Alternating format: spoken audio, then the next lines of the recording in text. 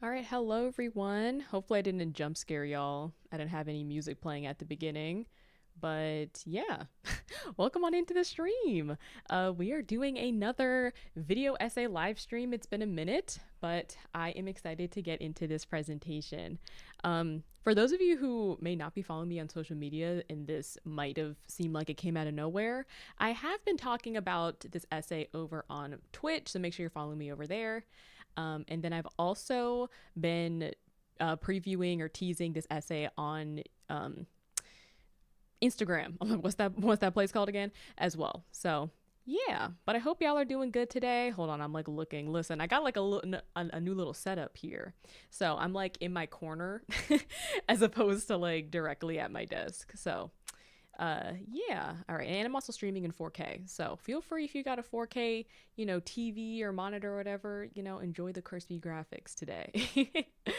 um yeah, is there anything else I want to say? Anything else I want to say, or should we just hop in?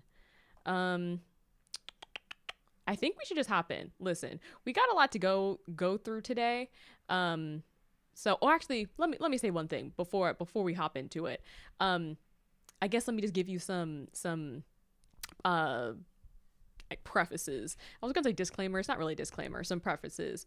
So this time around, I'm actually going to try something a little bit different. I, of course, love my essays to be interactive, so I want to hear from you guys in the chat. So feel free to be interactive throughout the presentation. But I also am opening up the option if you guys want to call in during the dedicated discussion portions of the presentation. I went ahead and opened up a channel in my Discord server that should be available to the public. So my Discord server is specifically for YouTube channel members, but I made the voice channel to use for the live stream, and that should be public. So the idea is head to the pinned message to the top of the chat. So if you do wish to call in and want to communicate your thoughts or your points or examples that way, that is also available to you. So hopefully that makes sense. I figured we'll use Discord because a lot of people familiar with gaming content use Discord. So yeah, that is available to you as well. But without further ado, I think we should go ahead and get started. We do have a lot to get through today, but a lot of exciting stuff on the presentation. And let me make sure y'all can hear me. Hold on. Oh, my my stuff is muted. Okay, it's good. All right, I'm using another mic today. Listen, I'm on my video essayist era, so I just want to make sure y'all can hear me. And hello, Tipsa. Welcome on in. Here we go. Yes, I'm excited to finally, get into it. Alrighty, so let me go ahead and take you guys over to my desktop. I guess I can put this in presenter mode. And hold on. I gotta move around a few things over here. Let me move this. I don't want to spill my poppy. I'm gonna move this over here. I gotta figure out placements for everything. And I will take you guys over here. Alrighty. So today I'm calling this essay Weighing In on Lost Records. We're going to be talking about the history of fat phobia and exploring size as a social justice issue. Let me know in the comments or in the chat if you guys have watched my Lost Records Let's Play. But even if you haven't seen my Lost Records Let's Play, there's still I feel like there's a lot of good information and history in this presentation today that I feel like will be applicable regardless if you've seen it. So, for those of you who don't know, let's give a little bit of context. Lost Records Bloom and Rage is a narrative based game by Don't Nod, the studio behind the original Life is Strange. The story follows the life altering friendship between 14 girls in the summer of 1995. So they reunite for the first time in 27 years to unpack the secrets they buried that summer. So that's like a little bit of a gist of what the game is about. But the way that fat phobia shows up in Lost Records is with our protagonist, Swan.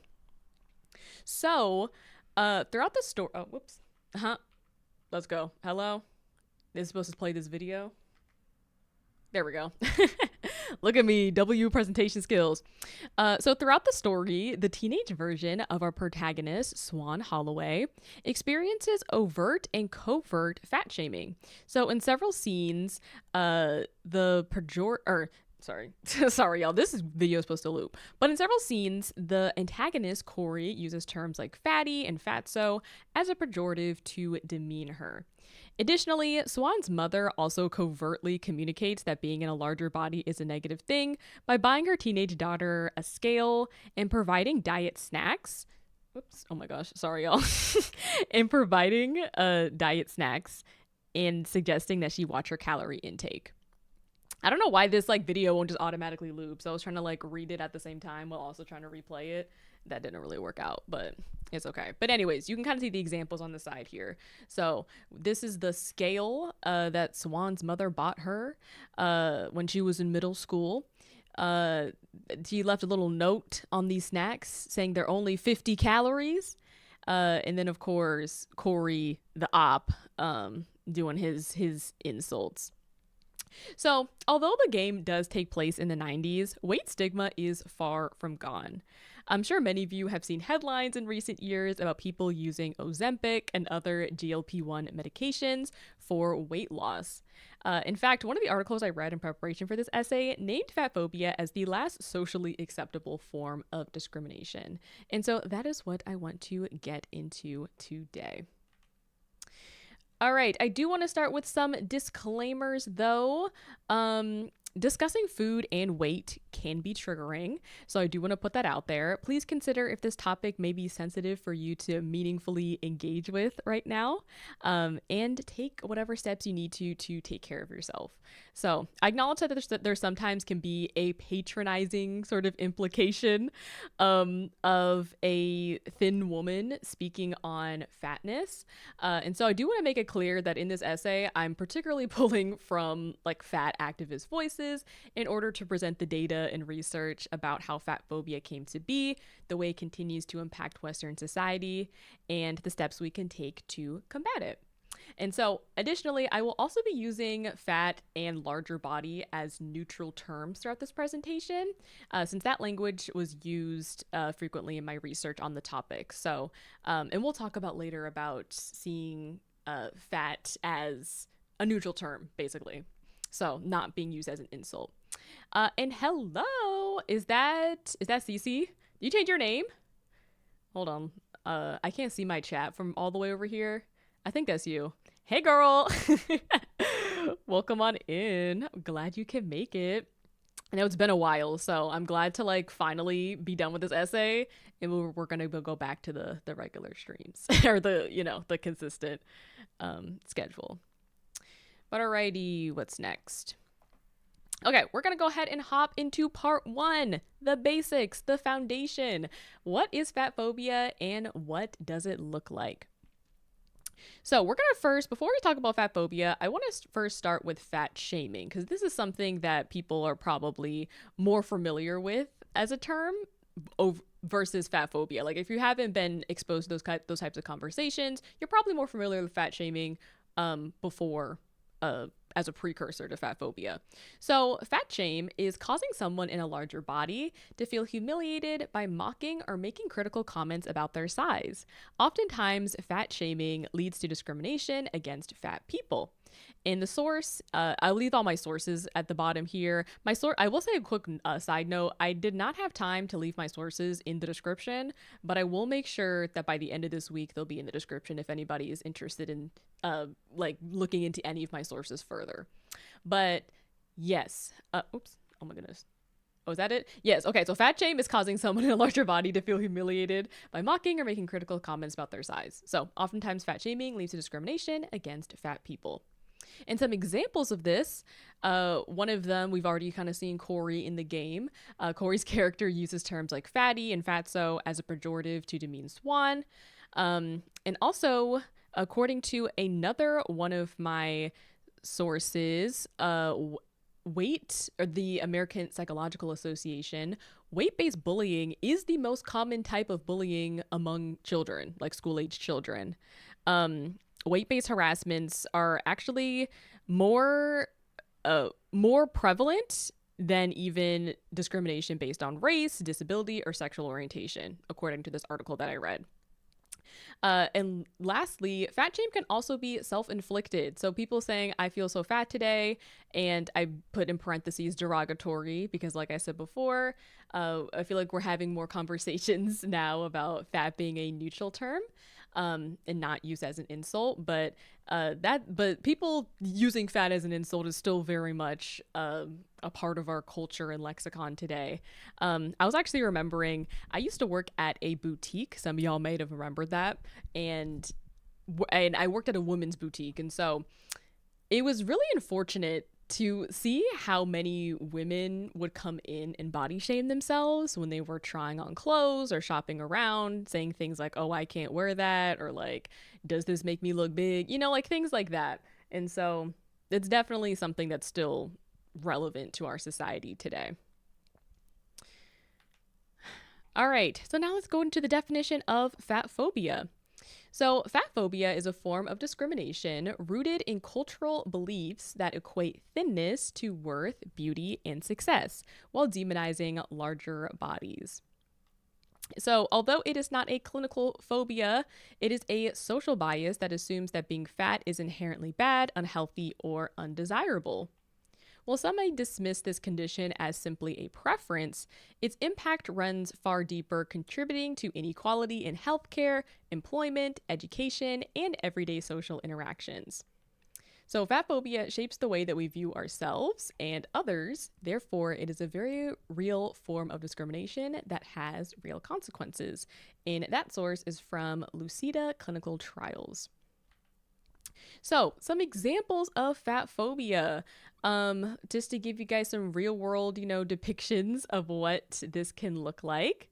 Hold on, let me get to my notes. Here we go. Okay. So, an example is subscribing to diet culture. So, diet culture suggests that there are good and bad foods, creating a moral hierarchy around eating and body size. Often, like an example of this would be something we see a lot in our culture or in our language is people seeing food as like a reward or a punishment. So, for example, like, oh, I ate a salad today, so I'm going to like reward myself with like a slice of cake. Things like that. Those things are definitely subscribing to diet culture. So this ideology often sees food as a reward or punishment and kind of creates a moral hierarchy around good or bad eating behaviors.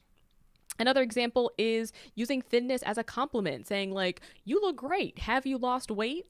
Newsflash, you can compliment somebody without commenting on their body size.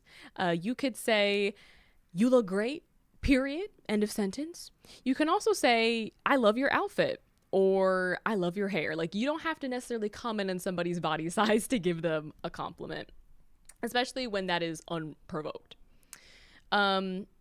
Also, fat characters in media are often depicted as lazy, undesirable, and gluttonous, and may be limited to villainous, comedic, or pitied roles. And I put some examples on the right here. So I have The Biggest Loser. I actually recently watched the documentary on Netflix, the Fit for TV documentary. Have any of y'all seen that? Basically about like what was really going on behind the scenes from The Biggest Loser. And honestly, I don't think there's any way that you can do a weight loss show and actually make it like and not be exploitative. I just don't think health and production, like the show business, really go together.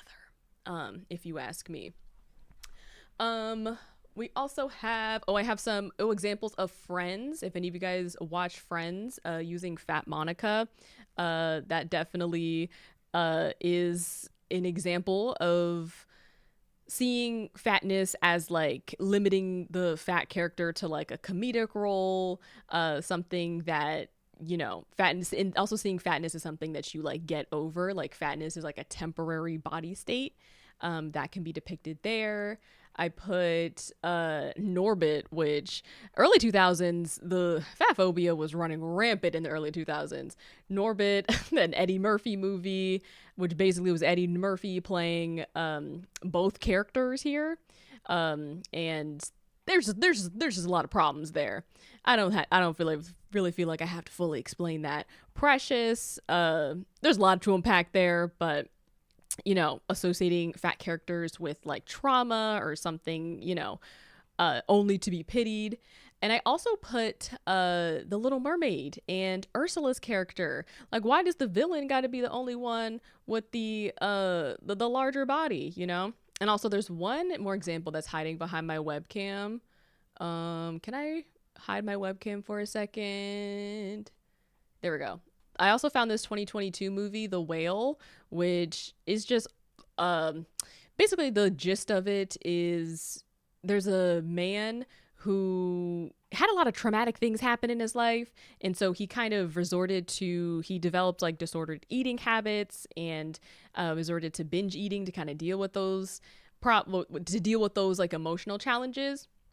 And also and it does not depict a fat body as anything desirable, positive, nuanced. It's really only seeing it in negative light. And also if you could just look at the cover art of this, you can see the fat phobic problems there. To call the main protagonist, the whale, and to put him next to a whale in the picture, that's not super cute. So yeah. Let me see what y'all saying. Always, the movie Duff is a good example. I don't think I know that movie. Honestly, I'm not super good with movie examples. I had to do some Googling with these. I have not watched a lot of movies, but yes, there's a lot of, fat phobia runs rampant. Is that an early 2000s movie by chance? Cause, not that like fat phobia is gone, obviously, in like media depictions, but there was plenty of examples in the early 2000s. But all right. So moving on.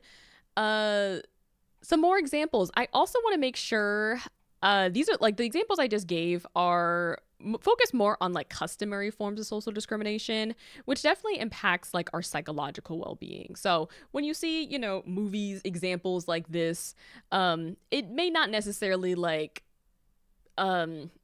what's the word? Like it may not necessarily have like it doesn't always necessarily translate in our minds to like real world harm or impact. And so I also want to make sure that I share examples of systemic discrimination as well. So not to say that media examples are not important, because mental health is definitely indicative of physical health, and representation matters. That's something I say a lot, but I do want to also make sure I underline the discriminatory practices that also come alongside fat phobia. And CC, you say, it came out in 2015. Okay, gotcha. Yeah, I haven't heard of that movie. But all right, some more examples. So, fat people are less likely to get job interviews or be promoted to positions that they're qualified for. Fatness is often seen as contradictory to professionalism, and that's according to one of the books, the Amy Farrell book.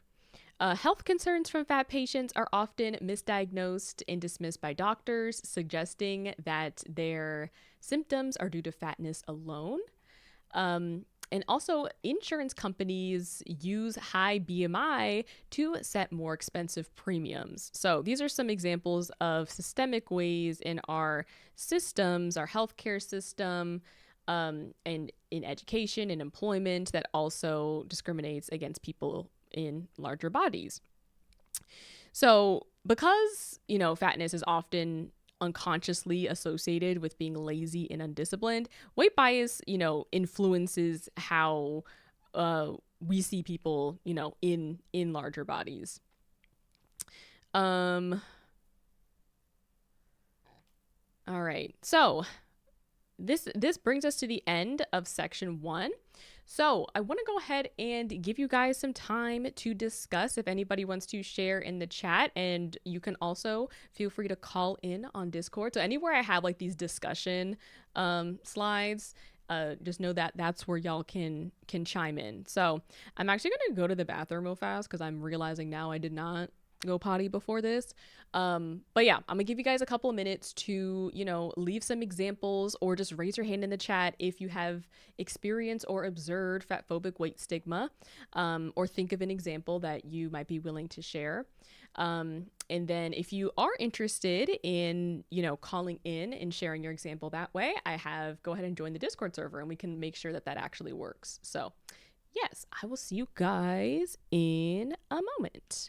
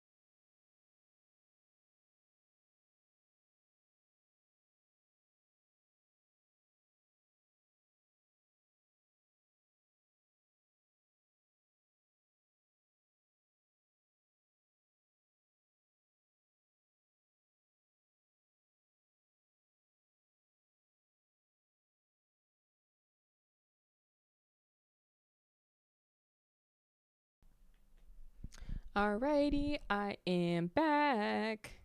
Trying to get my bearings for a second.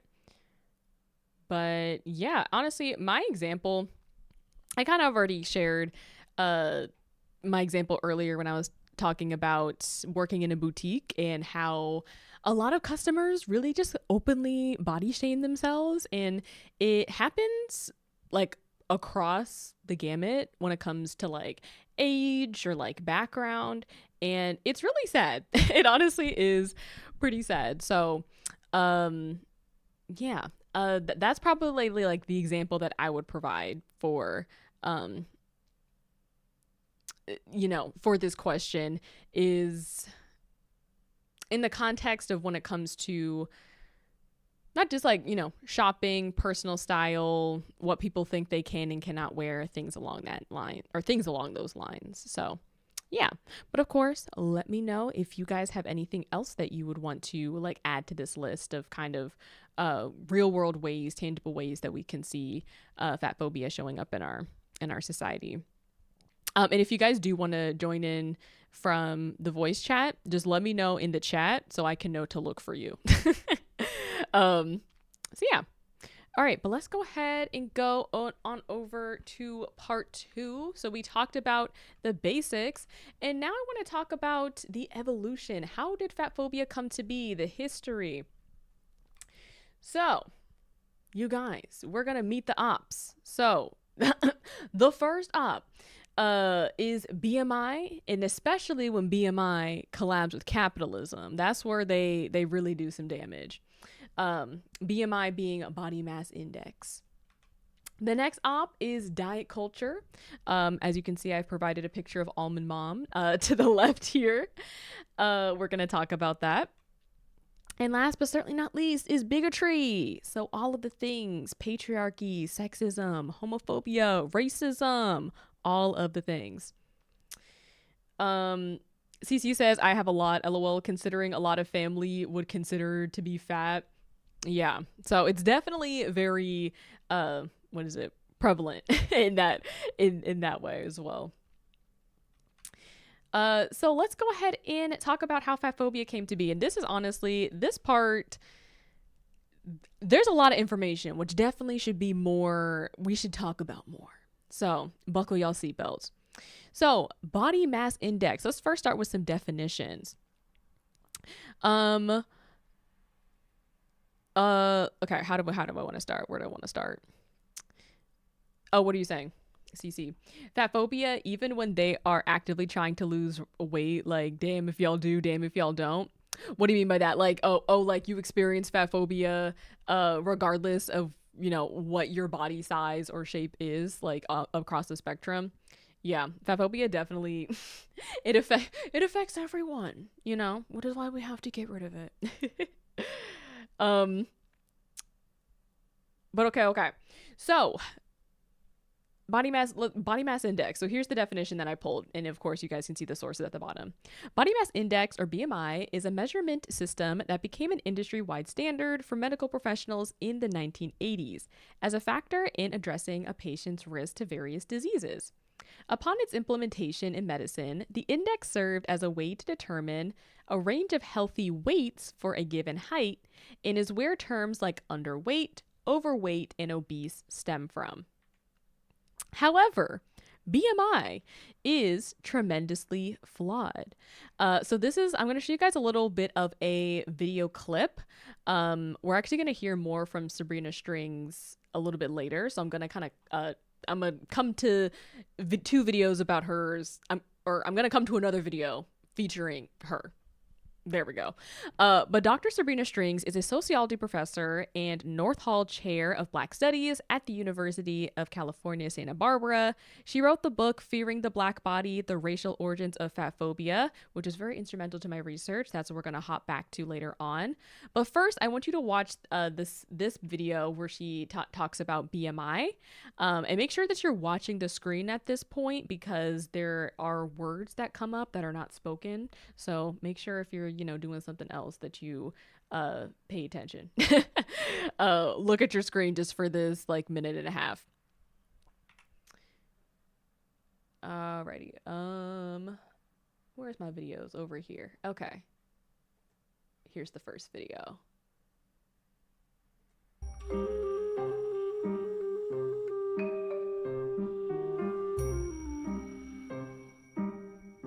Wasn't until the 1980s around that the medical field started to use BMI. BMI, they admitted, was both flawed and arbitrary, but they adopted it anyway. And we can see the wreckage that has resulted from that decision.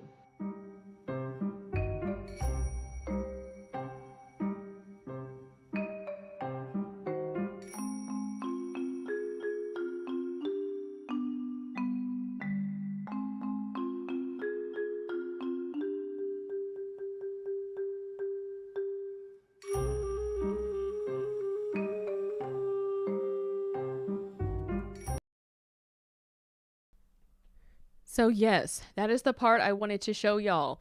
Especially this last portion right here. The guidelines for BMI were partially drafted by an organization um, that was selling, what is it, diet pills?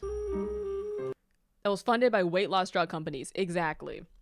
So that's kind of the first thing I want to talk about is speaking about the monetary gain and how BMI decided to link up with capitalism to make our current system that we are oh too familiar with today. So we're going to do a little bit of a story time of how BMI met capitalism. So the information that I pulled here is from the National Library of Medicine. The article is called The History and Faults of the Body Mass Index and Where to Look Next. And again, they'll be in my sources once I update the description. So let me go ahead and pull it up here. I'm going to read you guys just verbatim an excerpt. All right. So I need some like story time music or something. The history of BMI dates back to 1832. Adolf Quetelet, the man on the left, a Belgian statistician, mathematician, and astronomer, was inspired by his passion for statistical analysis and bell-shaped curves to establish quantifiable characteristics of the quote-unquote normal man. Thus, Quetelet index was born. Weight divided by height squared. In the 1950s, Louis I. Dublin, statistician and vice president of Metropolitan Life Insurance Company, established tables of normal weights for clients after the company noted that more and more claims were coming from their obese policyholders. In 1972, physiologist Ansel Keys built upon the work of the Adolf Quetelet Index. He officially coined the term body mass index and provided evidence to support its current usage with his 1972 study, in which he analyzed 12 samples of 7,426 quote-unquote healthy men. Keys emphasized the convenience and ease of using BMI in population studies to analyze data. In 1997, the World Health Organization consultation formally recognized obesity as a global epidemic. BMI now exists on almost all electronic medical records and is used as a factor in assessing various disease risks and is commonly known to most adults and children in the U.S. CZ says, wow, shaking my head. Yeah, for real. Like, they do be scamming. But yes, that is the story time of how BMI met capitalism. So not only do we have an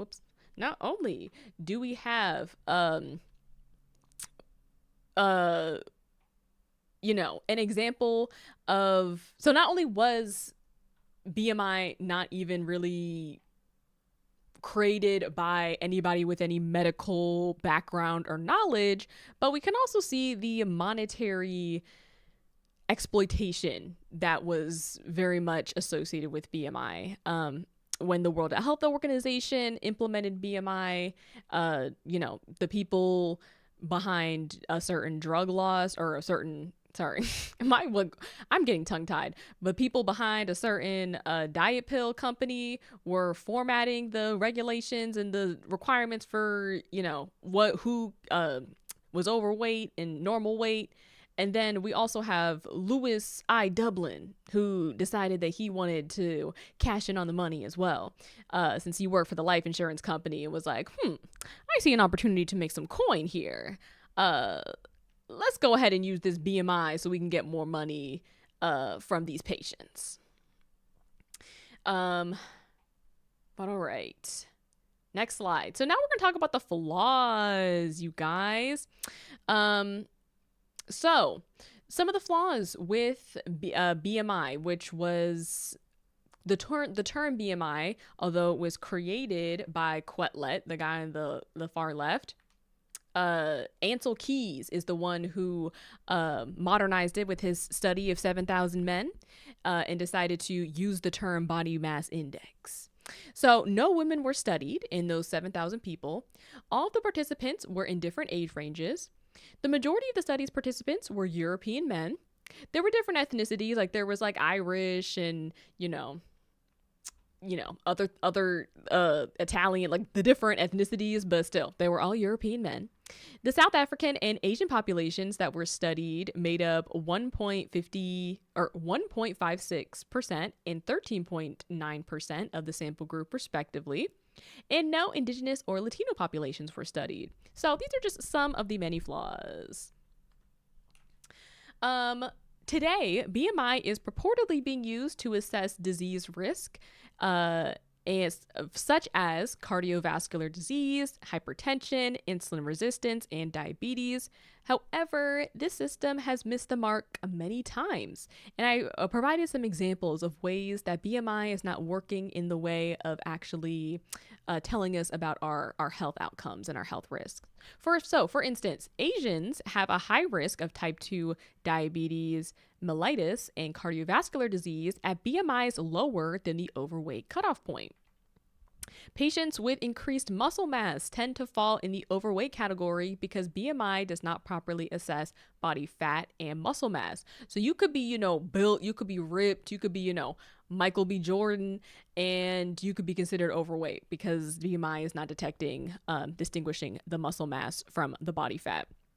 BMI also does not distinguish gluteofemoral fat, which is fat stored in the hips and the thighs, from abdominal fat, which is fat stored in the stomach or the tummy, which is an important distinction because abdominal fat is associated with insulin resistance.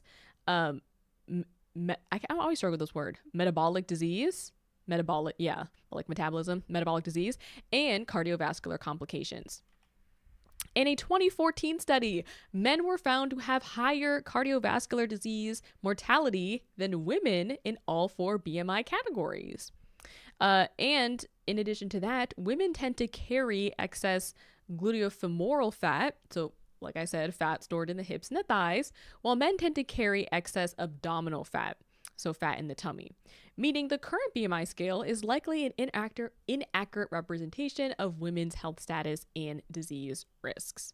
So these are just some of the many flaws. And I think it's safe to say we all know why using a mostly homogenous sample group of people is problematic, because look at all these examples of things that get overlooked when we don't use a diverse sample group and decide to make BMI the standard for the globe. BMI also does not detect high abdominal adiposity, which is found to be associated with health issues like cardiovascular disease, hypertension, insulin resistance, and diabetes. In a 2010 study, Black girls had significantly higher BMIs than white girls. However, the prevalence of adiposity was not significantly different between the two groups. So basically, BMI is missing the mark on all the different levels. It is missing all of our health concerns.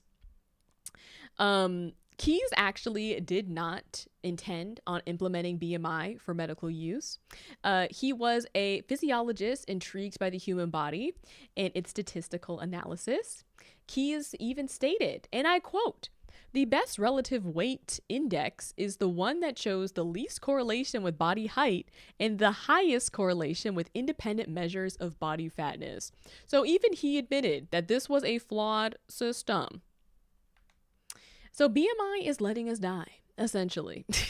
That is my conclusion. It's missing the mark for most human beings and their health or disease risks and outcomes. So now I want to talk about diet culture a little bit. So that's a little bit, the history about BMI in particular. I found a lot of that information pretty shocking. I don't know how many of y'all were familiar with these, I want to say the truth about BMI. Listen, I just remember being a kid, going to checkups and, they would tell you, where you fall on the range. Like, it kind of just shows you how much weight stigma is impacting our society, because this is something that we have been kind of forced to see as the standard since we were children. BMI became the medical standard in the 80s. So the fact that this is so, what's the word? Like, ever present, omnipresent. No, it's like, it's insidious. I think that's the word. Like the fact that BMI is so insidious in our culture, in our language, in our understanding of health. Like this information about the truth about BMI definitely needs to get out there. But okay, now I want to talk about, let's go back to diet culture. So most of us are familiar with BMI and obesity today, but how come Westerners were dieting before obesity was ever a term? Diet culture existed long before the World Health Organization even declared an obesity epidemic. And so now we're going to go through some of the reasonings Americans have been dieting throughout history. And this is where our second and third op, diet culture and bigotry, come in.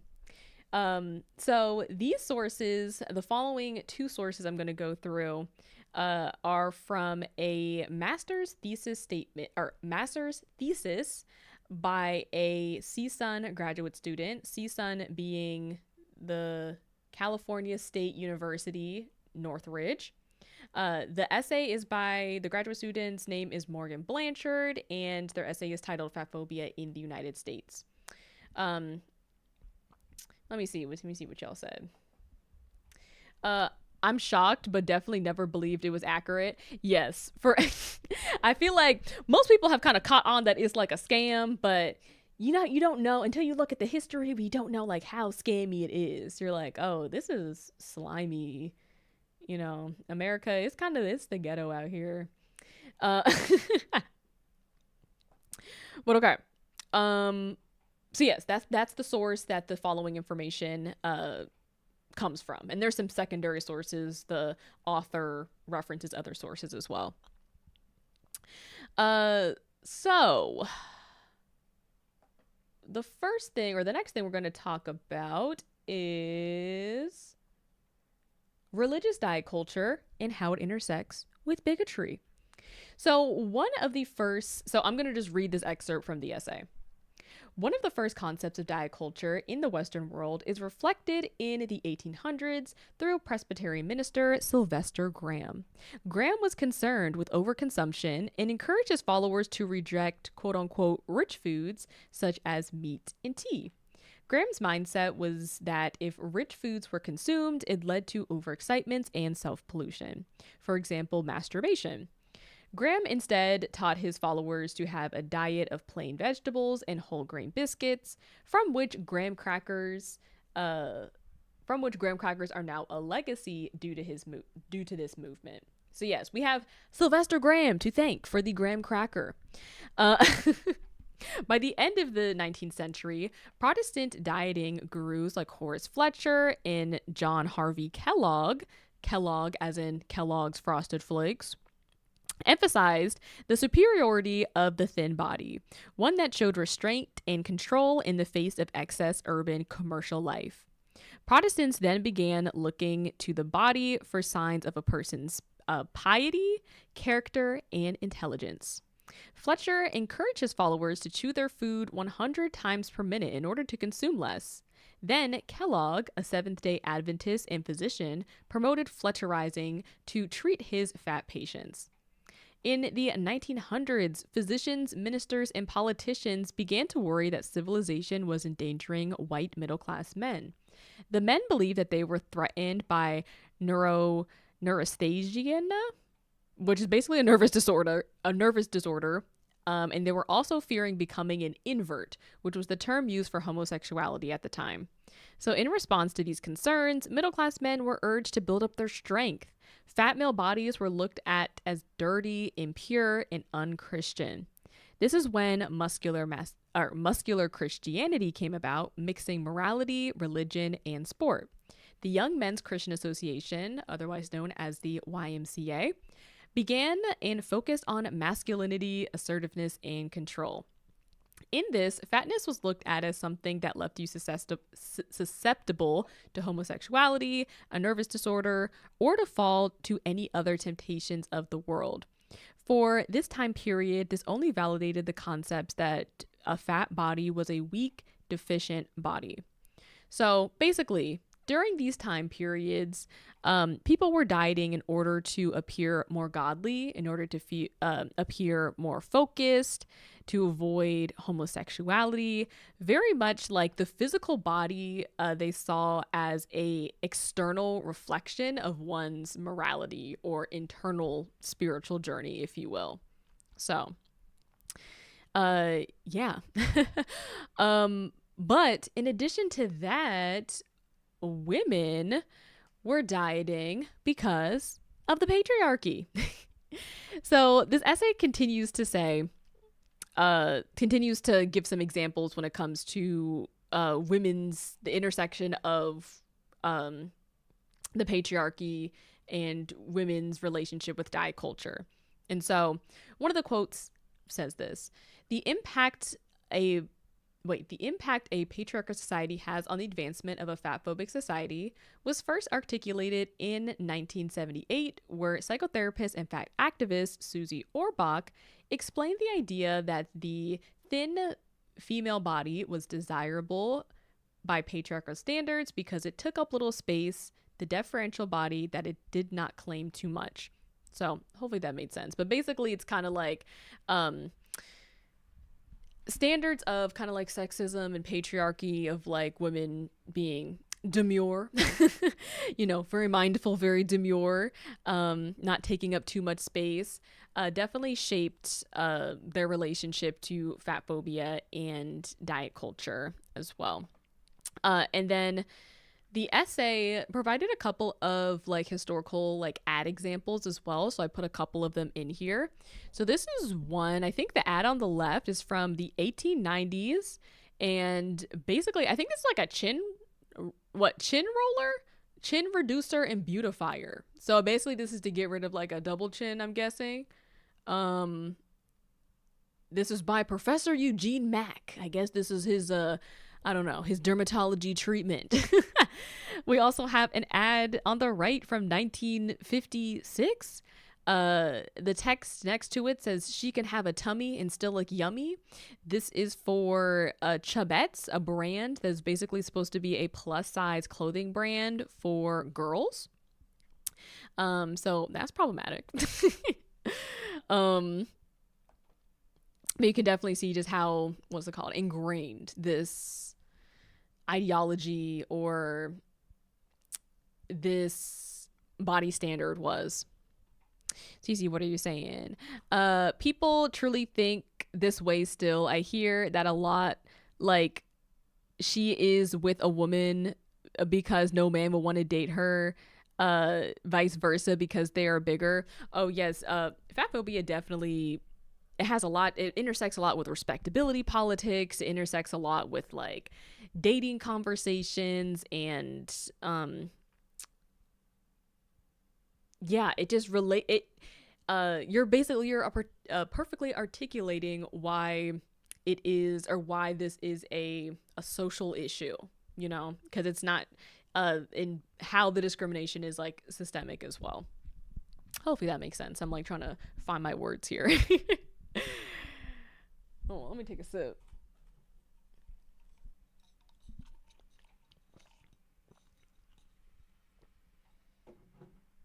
Listen, Poppy needs to sponsor me at this point. But okay. I also want to show you guys a couple more ads. So this is one from the 1970s. On the left, I'm pretty sure is this Chubette still? I can't see. It says Tracy Harper may not care if fashionable chubby sizes are hard to find, but her mother does, and so does Sears. Oh no, it's a Sears ad. Okay. Throwback to Sears. Okay. So Sears with the fatphobic ad. And then we also have another ad from 1972. This is a cigarette ad. It says 121 brands of fat cigarettes fit men. Virginia Slims are made slimmer to fit you. Basically advertising cigarettes to women. Oh, hey Shem Jem, how are you? Like, I'm so mad that I just got a guy here. I'm gonna have to watch the replay though. Oh, no worries. I still have a good amount of presentation left, so but yeah, it's great to see you. Welcome on in. But yeah, so we're going over some sexist ads right now and how diet culture intersects with the patriarchy. So we can see these different ads kind of depicting how pervasive fat phobia has been. Alrighty, so another reason people have been dieting before the invention of BMI, before there were any sort of medical innovations or discoveries around weight. Um, we have to talk about racism. So we're coming back to the Dr. Sabrina Strings as well. Let's see. So, yes, a turning point for the widespread introduction of diet culture in the Western world is the 18th century, following the Renaissance and at the height of the transatlantic slave trade. So I'm going to play you guys another video from Dr. Sabrina Strings. As a quick reminder, she's a sociology professor at University of California, Santa Barbara, and her book is Fearing the Black Body, The Racial Origins of Fat Phobia.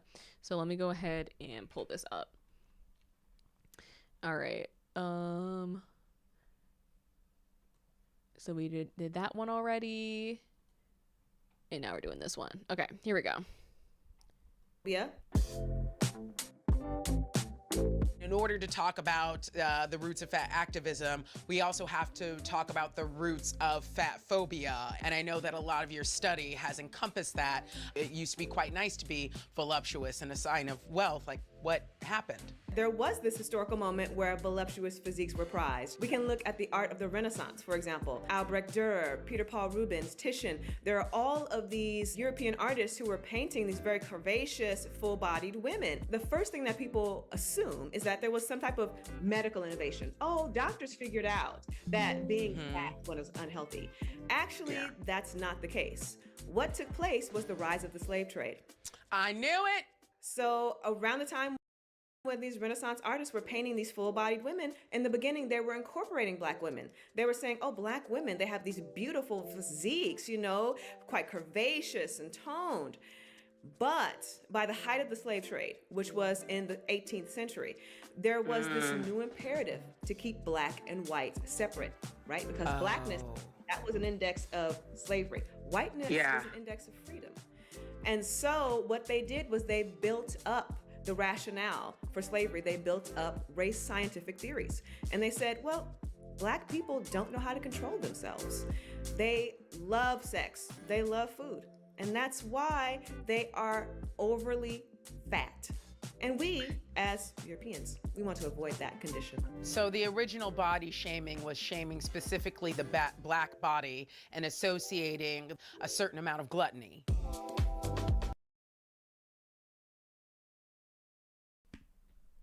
So yes, y'all, racism strikes again. Are we surprised?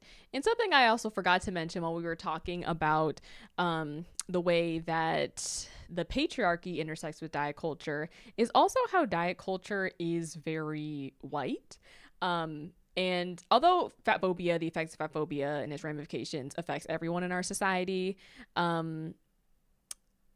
fat phobia or diet culture in particular, and kind of the rules, quote unquote, we have around food and that a lot of people just kind of accept as like normal, is very thin white women centric, and that's definitely not a coincidence. And like Dr. Sabrina Strings was explaining, can definitely be rooted and traced back to the transatlantic slave trade. And because during the Renaissance, I thought that was very interesting to learn about during the Renaissance, how more curvaceous figures were prized and were celebrated. And and then we see over the course of the 18th century that a very thin aesthetic and physique became the new standard. So it was just really interesting to see in her research how she traced that back. Cece says, this topic, yes, because I definitely noticed how I was treated when I was thinner versus now. Oh, like being treated better, or like people all of a sudden, I've heard that a lot, especially when people sharing their experiences on TikTok, like people all of a sudden, um, like, treat you better. They start holding doors open for you when you're thinner, or, when you're in a larger body, people will be like, all of a sudden they don't see you no more. Everybody forgets their manners, stuff like that. So that's definitely a real thing. So now we're heading into hello part 3, which this one, listen y'all, listen to this alliteration. Okay, drop some bar on the hose. Part 3, the war on weight bias for marginalized bodies. So the to quote Desiree Birch, who was the interviewer in the previous video, the original body shaming was shaming specifically the Black body and associating it with a certain amount of gluttony. And I don't know, that just definitely that definitely hit me. On that note, talking about kind of body shaming, first being introduced with Black bodies, I think it's certainly not a coincidence that being thick, quote unquote, or like slim thick, was not largely culturally accepted until a high profile white figure became associated with the term. So I put this example up here of Tyra Banks. So this happened in the early 2000s. I want to say it was 2005, between 2005 and 2007. I can't remember the exact year. But basically what had happened was, some tabloids had photographed Tyra Banks in a swimsuit. I think she was on vacation or something. You can see it on the right here. She's like talking about it on her talk show at the time. And basically these tabloids are calling her fat and like, oh my gosh, she let herself go. Just basically a bunch of early 2000s coded type stuff, which, first of all, Tyra's body is tea. But if you ask me, she basically clapped back at these tabloids on her talk show, and did a People magazine feature as well, which you see on the left here. But the fact that Tyra Banks, literally a supermodel, can be body shamed, and at her size, which is not even fat, like what you would call Tyra thick, but at early 2000s mainstream media, Black people had that term, but mainstream media wasn't really recognized that term. But if a supermodel can be fat shamed and body shamed, how must that make young girls feel at that time, who might have had similar physiques to Tyra's? Shem Jem says, "Child, I remember when this aired." Yes, so this was like early 2000s. I forget the exact year, but yes, fatphobia was thriving and running rampant in the early 2000s and in the 90s when Lost Records was taking place as well. And like I said, so Tyra is what we would call thick. And like I said before, it is certainly not a coincidence that being thick or being slim thick was not largely culturally accepted until a high profile white figure became associated with it. There is very much a double standard in beauty where having a fuller body is only acceptable in certain places and on certain people. So I included this picture to the left. This is from Sir Mix-a-Lot's 1992 song Baby's Got Back, a very academic source. For context, for those who don't know, because I'm not just going to assume everybody knows, but yes, this is the I Like Big Butts and I Cannot Lie song. It is also the sample that Nicki Minaj used in Anaconda. But yes, the beginning of the music video basically starts with these white girls basically saying like, oh my God, Becky, look at her butt. And the, I guess, muse of the music video is a Black woman with a curvaceous body. And the whole idea of this skit is like these white women are like, how can she look like that? Like kind of looking at her like a spectacle, almost kind of like zoo-like. And obviously in the music video, these are actors, but I think media can reflect our larger patterns we see in culture and society. We're in 2025. All of a sudden, folks are talking about being slim thick. And it's not just Black people. It's like, white people, everybody else too. So I want to talk about a little bit about like the beauty double standard of like, how do we go from 1992 of like having a big butt is a bad thing, and all of a sudden in 2025 everybody's trying to get that same physique. People are going under the knife and such. This headline I pulled on the right here is from a cosmetic surgery company. So yes, and it was published literally May 20th 2025. Cece says, I remember when they kept calling Raven fat. Oh, true. That's actually a great example. Raven slayed every outfit, strutted them heels through Barcelona. Yes, you better strut like you mean it. Free your mind. Okay. Finding out why she had to wear heels was so sad. Shaking my head. Wait, why did she have to wear heels? I don't know this. Let me know. Also, there is a bit of a delay. I am streaming. I mean, it's not like detrimental or anything, but I'm streaming this in 4K, and so I have to put more of a delay when I'm streaming in higher quality. So it might be like a little bit of a delay from when I talk versus when y'all actually hear me. So just talking to fill up the space. I gotta pee again. Honestly, I've been trying to stay hydrated, which has been good, but like I feel like I got a small bladder. Random side note. But yes, I actually saw a post not too long ago about Raven being considered like the fat one of the Cheetah Girls, you know?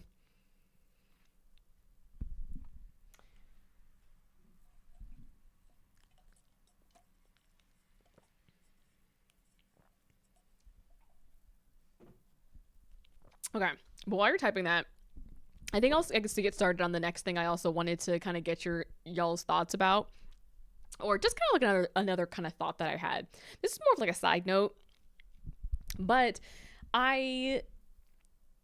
on the topic of like slim thick and kind of like the quote unquote like trend of slim thick bodies, which I don't like calling body types trends because like, girl, like you can't change like your bone structure. Like I don't like this idea of body types being trends. I think we all understand why that is problematic. But I also think that slim thick kind of still contributes to fat phobia in a way because it only praises a certain kind of acceptable fat body. So one with a large bottom, large thighs, but a very slim and trim waist. So it's praising like an hourglass figure. And it's not as if like slim thick or thick quote unquote is glamorizing, let's say, fat legs, fat arms, fat tummies, fat necks. Like I think slim thick still implies that there are certain acceptable ways to have fat until it's undesirable. Like I feel like thick has a cutoff point until it's just considered fat. And I think that's something interesting to unpack as well. Yeah, I feel like I'm interested in what you guys think about that. Like I was kind of considering that when I was doing this research. I feel like there's also something to be said in which like the ways acceptable forms of fat for women especially, like things like large breasts, a large butt, not only serve like white women in this context if we're talking about Kim Kardashian, but also appeal to the male gaze as well. So I don't know, it's something else I was thinking about. All right, Cece says, wearing heels made her appear thinner. If you notice, pretty much everyone else wore flats. They covered Raven up so much in the movie. Jackets, jean jackets, that huge dress, etc. I didn't even really like notice that, but I guess that is true. Because like, I was just thinking, because at first when I was thinking, when I think of early 2000s, I'm like, yeah, they got like hella layers on. They just, Disney Channel especially love that layer core. Throw all the layers on in the wardrobe, but that is really sad.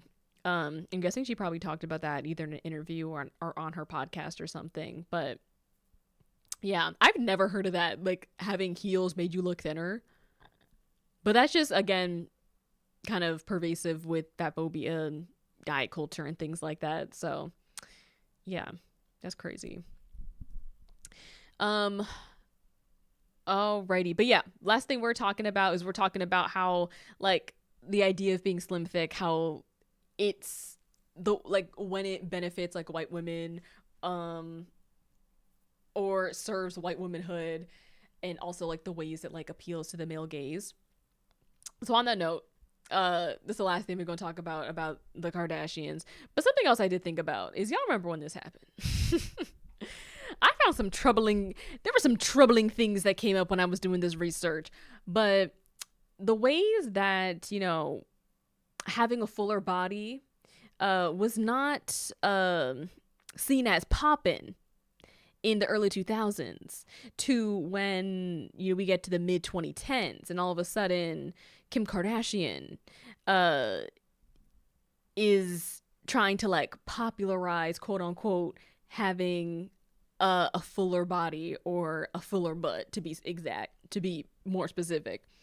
But y'all remember when she went on this cover, this magazine, and quote unquote broke the internet?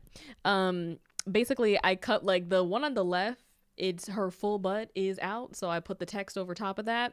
But then on the right is another like trending photo that was going around of her like balancing this champagne glass.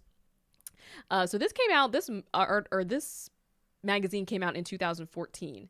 However, the troubling history that I found from this is that this photo shoot was actually inspired by a previous previous photo shoot that the same photographer had done. So the photographer, his name is Jean-Paul Gaude. I think he's like French or something. And in 1976, he shot this acclaimed photo called Carolina Beaumont in New York, which is more commonly referred to as the Champagne Incident. However, the previous photo is with a black woman, a Dominican model who is completely nude. She has like this, her hair is sticking straight up in kind of like this exotic type of hairstyle. So you see how Kim's is up in like a bun, but the one that is inspired off of, like, you can tell like the hair wasn't even done for the model. It was very much giving like black woman exotic fetish type of vibes.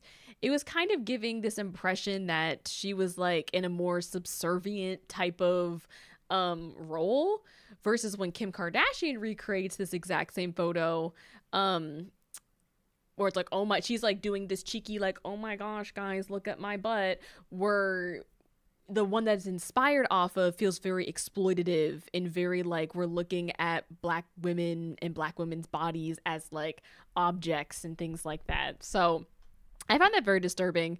I did not include a photo just because I just we don't need to do that. I don't think that proves the point. I think explaining it does enough. But if you guys do want to look up the Champagne Incident, you can put it on Google. It'll also be my sources as well if you want to come back and see it.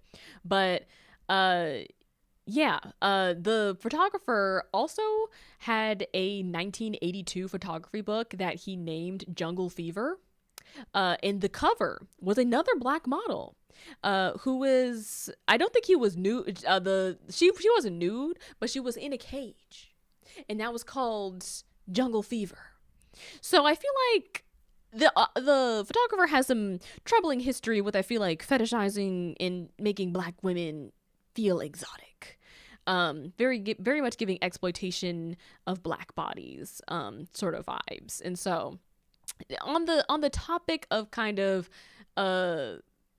acceptable forms of fatness or acceptable forms of fuller bodies, I think it's important that we're considering the beauty double standard in the idea of like when is like a fuller body accepted versus when it's not.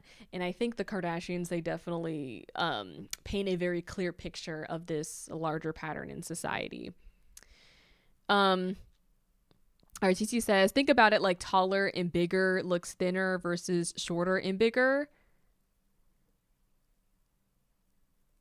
Okay, I'm like, oh wait, I'm trying to like envision it. I feel like I need to see like a side-by-side comparison, but I catch your drift. Cece says, everyone talked about Nicki having butt implants, but once, quote unquote, everyone else started getting them, then it was like, OMG, she looks so good. Yes, exactly. It's like once the whiteness gets associated with it, it's like, oh my gosh, guys, like, This is a great thing. But when black people are doing something, it's like, ew, why would you do that? Like literally what we were saying before. Oh my God, Becky, look at her butt. Oh, Shem Jem says Grace Jones is the OG. Yes. So the separate model. Oops, sorry. So yes, the different model. Uh, so oh no, actually, I wrote it down here.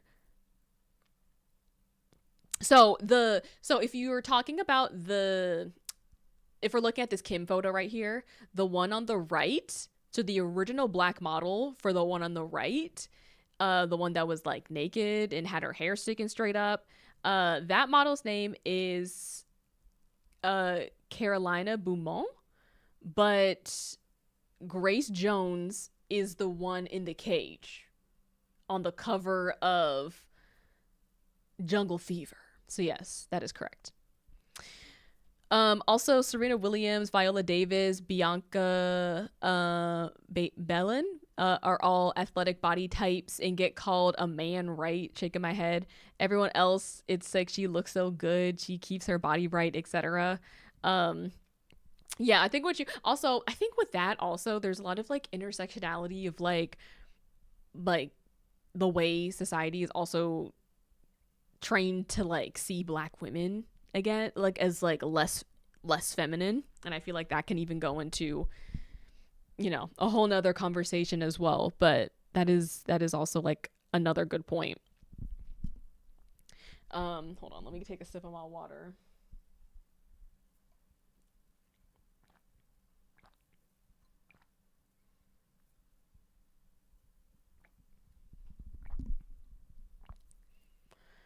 Alrighty, so now we're gonna go into another discussion question. So this is one. So yeah, feel free to type in the chat, or if you want to chime in and let me know your example in the Discord voice channel, just let me know. Let me know in the chat that you want to join in Discord. So yeah, the question that I want to ask you guys and get your kind of input on is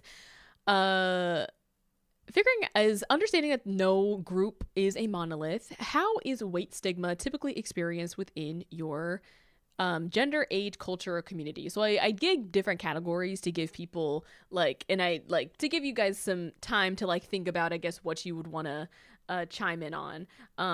So by well, obviously y'all know what gender is, but like age, you can talk about like how you experience weight stigma as like a millennial, a Gen Z. Culture, how do you experience weight stigma as like a black woman, a black man, a Asian woman, like things like that, in the Asian community, in Latino community, things like that. And community can be whatever other communities you might be a part of. So like the queer community, disability community. So just give you guys some time to think about kind of the intersectionality and what ways can you think about weight stigma kind of showing up typically in your community? Because I feel like fat phobia, it is pervasive and it impacts, the ramifications impact everyone. But I think it's interesting to see how different parts of our identity or demographics affect the way that we experience it, if that makes sense. I feel like I said the same thing twice. All right, so I will give you guys, I'm gonna mute for a second and I will be right back. I'll give you guys some time to think about it, type your message in the chat, or let me know if you want to chime in on Discord.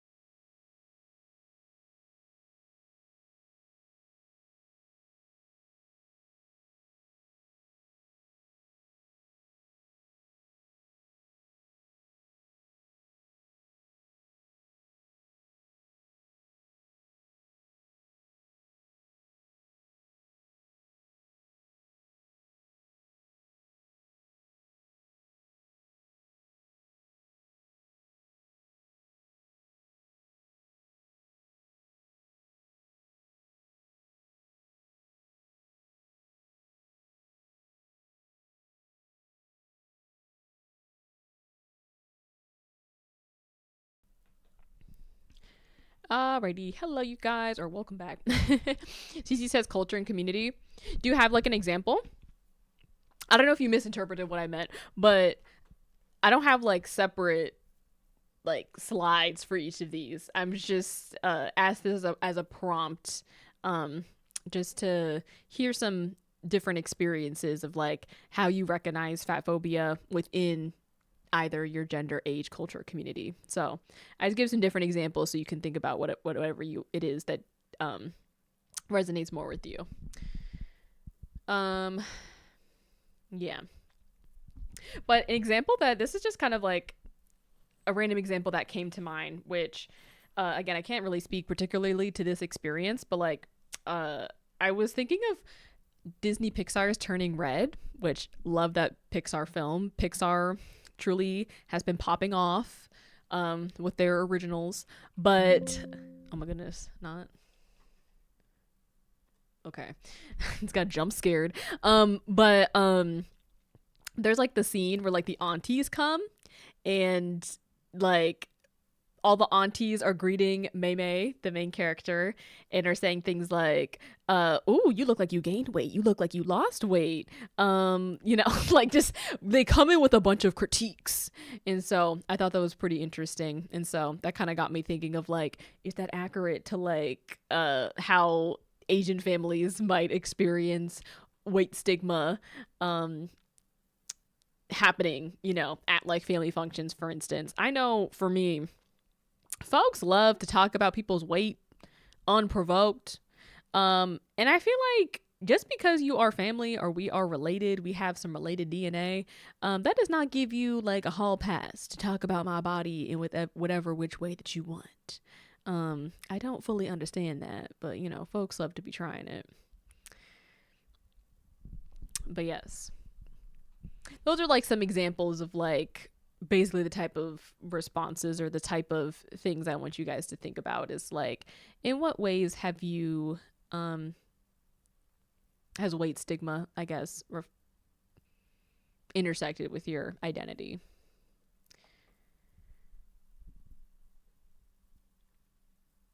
Let's see what else is coming up.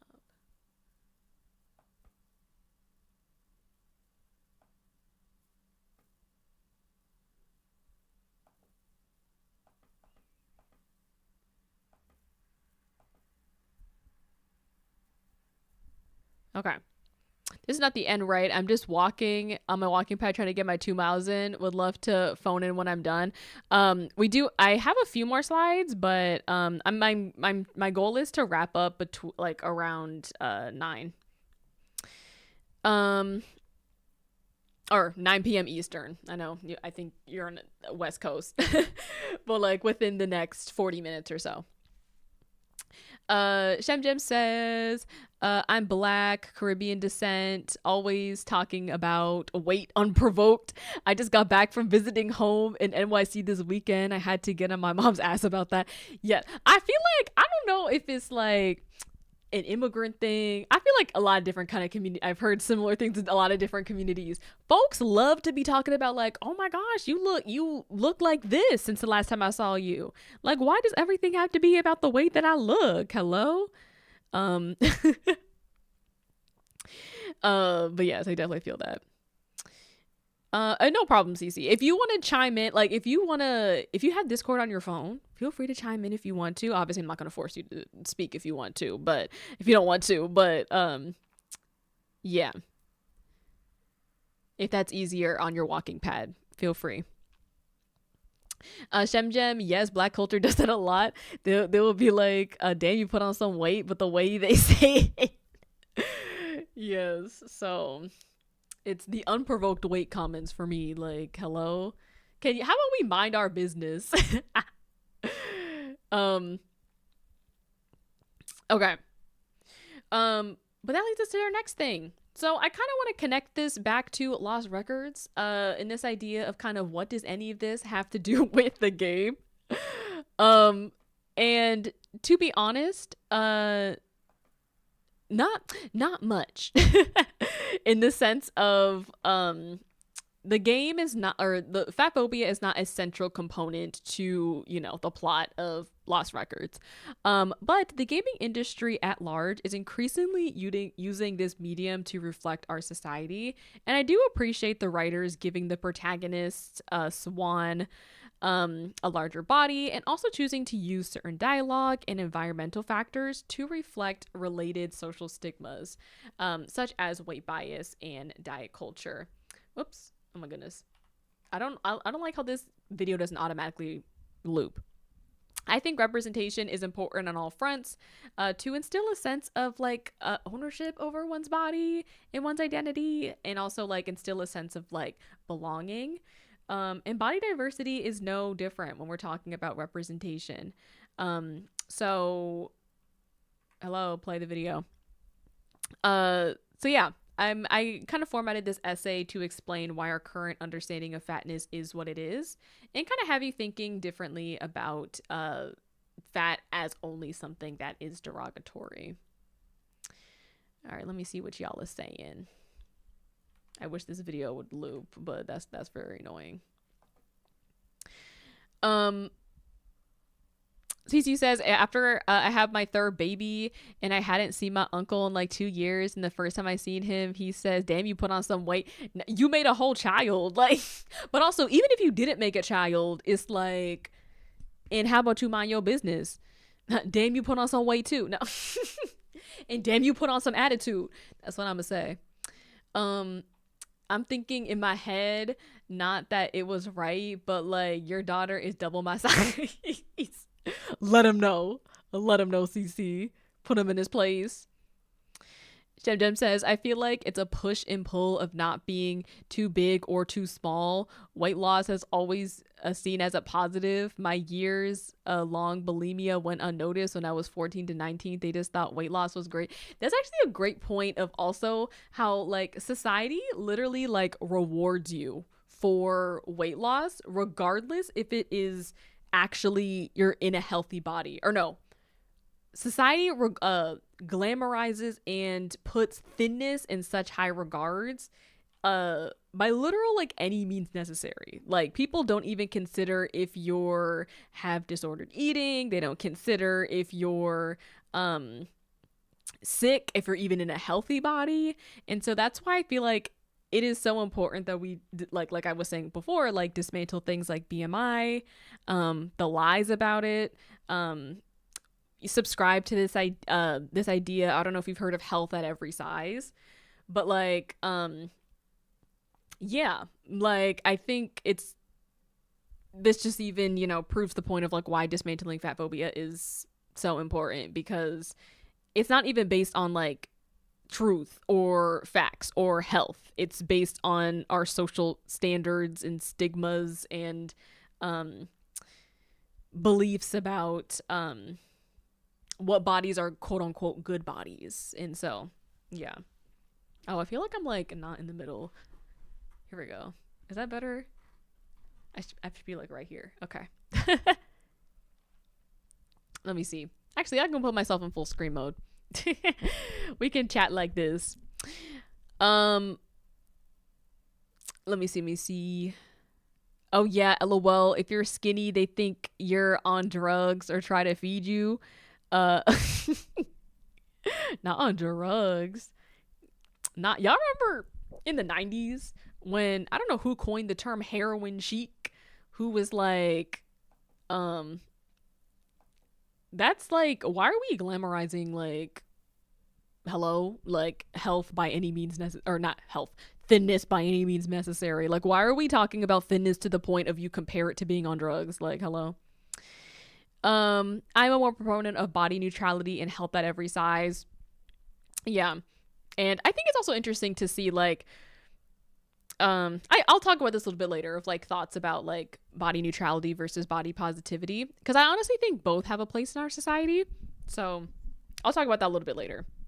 Well, I'm almost at the end of the presentation, so I'll talk about it like after the fact. Alrighty.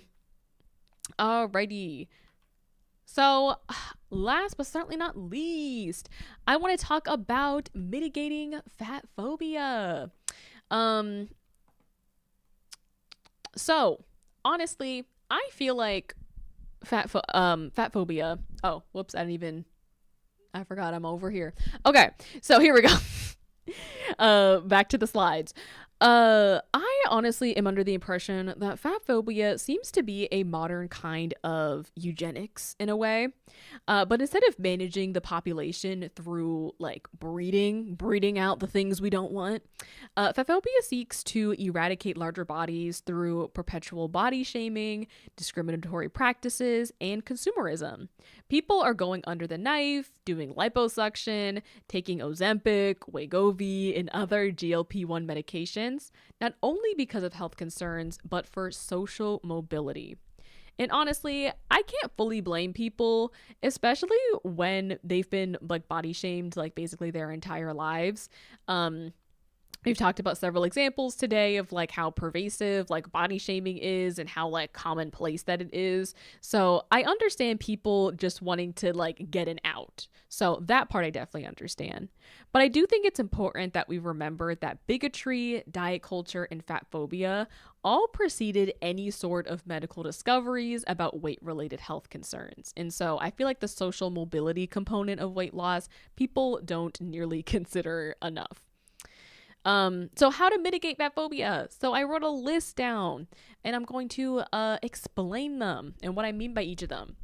So number 1 is validate its existence. So fat phobia is often dismissed and even seen as mystified oppression because fatness is often perceived as a personal choice and not a social justice issue. Even if someone in a larger body is experiencing conditions like diabetes, hypertension, or cardiovascular disease, the ideology that fatness is a choice propels a narrative that fat people are deserving of disease since they quote unquote did it to themselves. And we don't have the same perception about other diseases like cancer, for instance. And also, in addition, there are a myriad of other reasons why someone might have the body that they do that might not have anything to do with their eating habits. So it's important to kind of check our biases when it comes to that. Dismantling fat phobia is a social justice and it is a health issue. The next thing we can do to mitigate fat phobia is be a proponent for authentic representation. So I think it's so important that we normalize different bodies in media for people of all genders. And I think normalizing larger bodies is important, even if the focus of the representation is not on the weight itself. Like, I think that's what contributes to normalization. So, the ad, the campaign, the TV show, the documentary should not always be focused on the person's weight or body size. Like, we should see large people with larger bodies being protagonists in just regular TV shows, having nuanced stories, going through, being the love interest, going through like heartbreak, like just the regular everyday people stuff, having families, living normal everyday lives. So that's important as well, like TV representation. One of the shows that I came across in my research is Netflix's Survival of the Thickest. I don't know if any of you guys have seen that show. In the articles and stuff that I was reading, it got pretty good reviews for being pretty nuanced. But let me know in the chat if any of you guys have seen that show. I haven't actually watched it myself, so I'm not sure. So TV is obviously one thing in movies, but also in whatever media you consume. If you play The Sims or you play video games, play games that feature characters or protagonists, particularly protagonists, not just characters, that have larger bodies. Make fat Sims. Follow creators that have larger bodies, whatever your media looks like. Normalize the representation that way. Another thing we can do is change our language. So stop using terms like fat as an insult and skinny as a compliment. I think it is helpful that we see these as neutral terms and we use these terms as adjectives.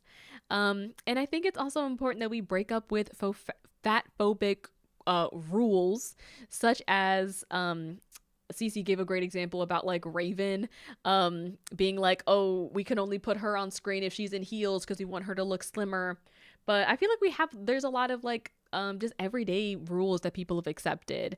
For example, like not like some people might struggle with wearing certain clothes because they think it doesn't look good on them with their body shape. Like, oh, I can't wear that unless I lose 10 pounds, or I'm only going to wear black because black is a slimming color, or I can't wear patterns because it's going to make me look larger. These are all results of fat phobia and diet culture. So let's break up with those rules. Another important thing is to mind our business. We've had some great examples in the chat of this, but I think a great rule we can go by is if someone cannot change something about their appearance in 5 minutes or less, don't make a comment about it. Matter of fact, don't comment about other people's bodies unprovoked, because you never know what somebody is going through and how your well-meaning comment might affect them. So, a great rule of thumb. You can also compliment somebody without necessarily talking about their weight or body size. You could just say, you look great, period. You can just say, what's it called?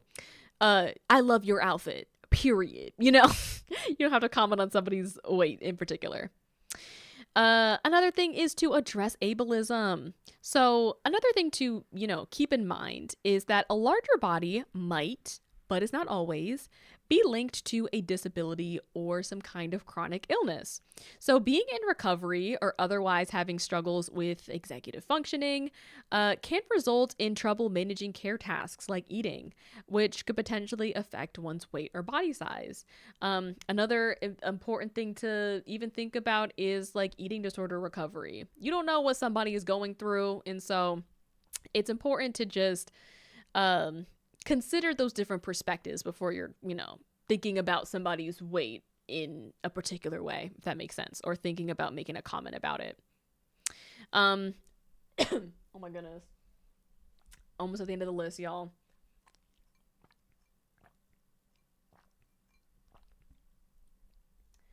And I'll get to your messages, but I just want to answer Cece real quick.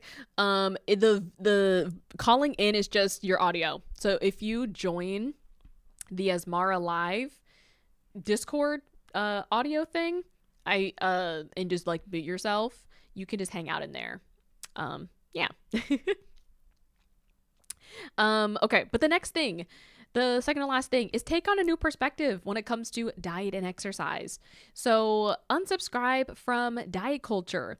So think of things like food is fuel. There are also no quote unquote good or bad foods. You can listen to fat activist voices. Some of them we've talked about, Health at Every Size. There's also one called NAFA, National Association for Fat Acceptance, something along those lines. Sonia Renee Taylor, she's a great voice. I mean, her stuff is about more than just fat activism, but just like body positivity in general. The Body Is Not Apology, that's her book. Virgie Tovar is a Latina fat activist voice that I came across in my research, and so there's a lot of voices. Find people that resonate with you. Practice body positivity or body neutrality. This is, I guess, where I'm going to talk a little bit about my thoughts about body positivity and neutrality. For those of you who don't know, body neutrality is a term that focuses more on seeing bodies as neutral and not as good or bad. It's kind of focusing on what your body does versus how it looks. Let me know if I'm getting that correct, Shem Gem. That's like my interpretation or my understanding of it. And so, yeah, it's like removing the morality and the stigma around it. However, onto my point, I do think body positivity is also important as well, and particularly because of the marginalization of larger bodies and just the pervasiveness of fat phobia. I do think that it is important to what's it called? Like, I do think because we've lived in a society that has discriminated against fat people for so long and made it seem like fat is such a bad thing, I do think it is revolutionary to say that you love your body. Like in a world that wants to marginalize us in so many different ways, I do think that there is a place for body positivity as well. Yeah, so that's just kind of like my thoughts on it. So I'm curious to know like if you guys have a preference or I think, you know, both are better than body shaming. Both are better than fat phobia. But yeah, that's been a conversation I've seen more recently is like body neutrality. Should we just look at our bodies as neutral? Should we be more, you know, body positive? So those are different. I definitely have heard both perspectives. But okay, but back to my point. I'm on the second to last bullet point about taking on a new perspective about diet and exercise. Another thing is you can develop a non-scale victory approach with nutrition and exercise, thinking of exercise as more as joyful movement and not as like a punishment for bad behavior, quote unquote. And also seeing your body as more than just the numbers on the scale, like as opposed to going to the gym because you want to weigh a certain amount of weight. Go to the gym because I want to feel stronger, or I want to find like other ways that are not determined on like a numerical weight to be your motivations for things like going to the gym and things like that. What else? You can also participate in everyday activism. So some of the stuff we've discussed before, changing our language, or you can do little things like shopping at size inclusive stores. Well, maybe that's not like a little thing. Listen, we want to show these brands of what we actually value. And last but certainly not least, this is one that I feel like we need to scream to the government officials, but being an advocate for health equity and holistic health, I think is so important. So I think medical professionals definitely need to be educated about fat phobia. There is a lot of cases of medical providers that have caused harm by only being trained to see fatness as like an epidemic that needs to be cured. I also think access to nutritional information and healthy foods should not be determinant on income level. We need to get rid of food deserts and basically like convenience store only neighborhoods. I also think it should be illegal for restaurants to dispose of as much food as they do. I think that's ridiculous. Like we have way too much food in this country. This supposed first world country. We need to also be advocates for providing government funding for things that promote movement. So things like public parks, rec centers, walkable cities and neighborhoods, having bike lanes, sidewalks, accessible public transportation, things like that. Mental health care should be affordable and accessible to everyone. Bullying, shaming, and bigotry causes poor mental and physical health outcomes. And also, I think we should be investing in third places for mutual aid, communal care, community and well-being, all those types of things. Basically, I feel like instead of wondering why the US has an quote unquote obesity epidemic, I feel like we need to take a more holistic approach to health and addressing the health concerns that way, and also be implementing these different practices to mitigate fat phobia. Because like I was saying before, fat phobia is not just a health concern. Bigotry, fat phobia, diet culture, all these things preceded any medical innovations. So we need to be, adamant about dismantling fat phobia and promoting holistic health. And maybe we'll actually see better health outcomes that are not dependent on BMI and in body size, but actual health of people. And yeah, that's basically that's it. I have a couple other like slides, but let me go and read y'all's chat messages, and feel free to let me know any final thoughts you have. And CC, I'll let you call in momentarily, but let me make sure I am caught up.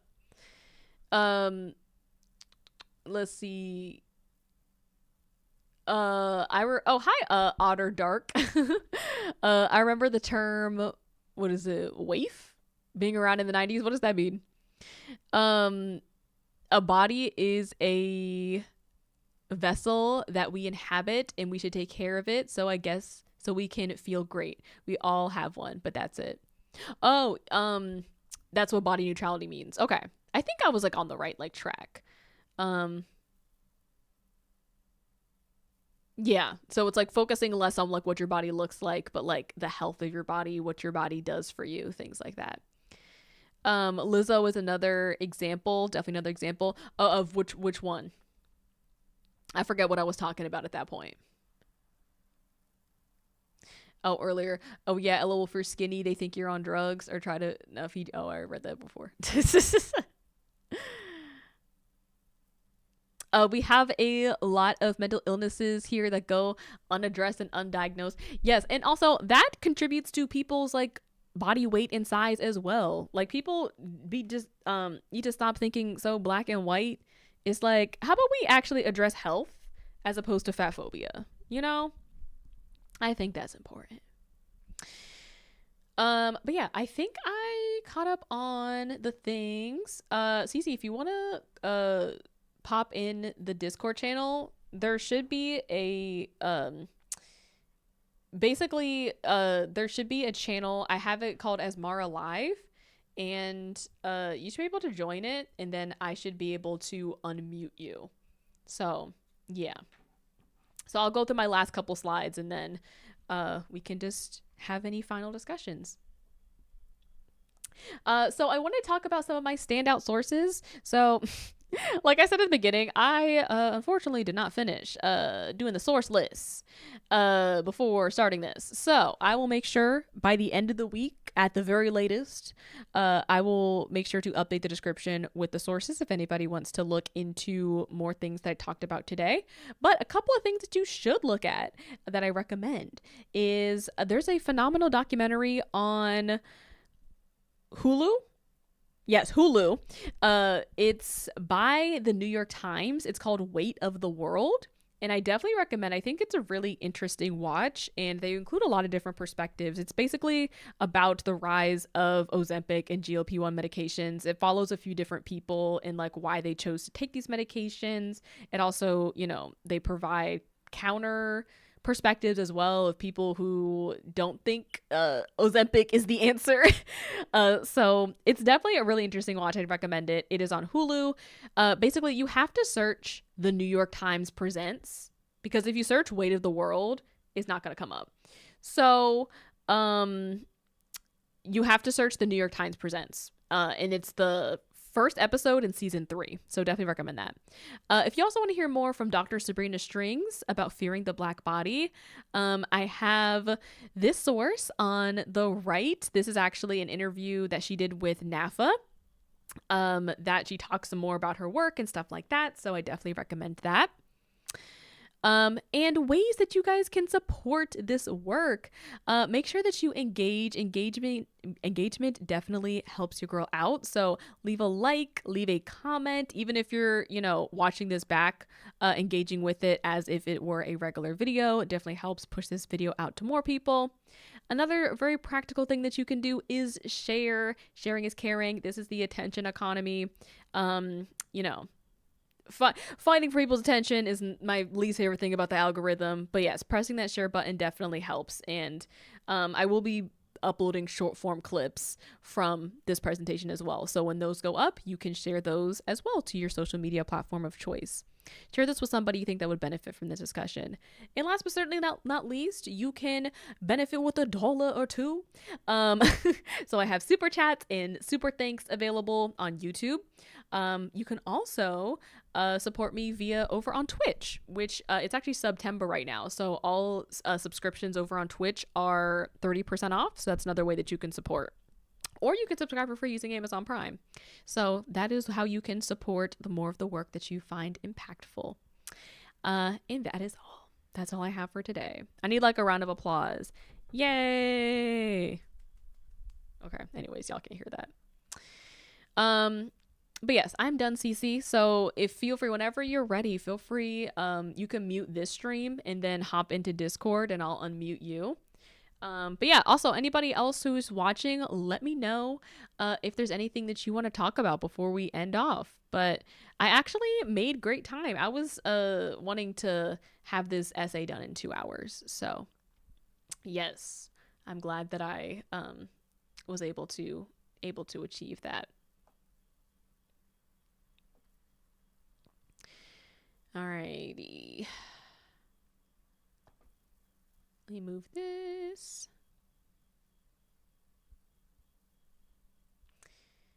Actually, I can go ahead and put myself in full screen mode.